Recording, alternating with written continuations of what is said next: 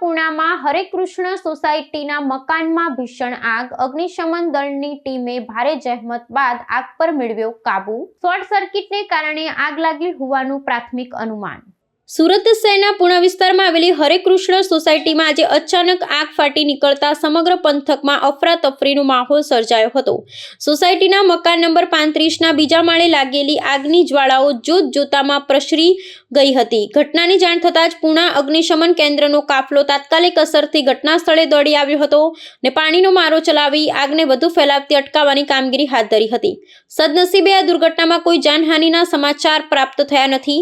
પ્રાથમિક તપાસ અને સ્થાનિક સૂત્રોના જણાવ્યા અનુસાર મકાનમાં આ આગ વિદ્યુત પ્રવાહના ટૂંકા જોડાણ શોર્ટ સર્કિટને કારણે લાગી હોવાનું અનુમાન સેવાઈ રહ્યું છે।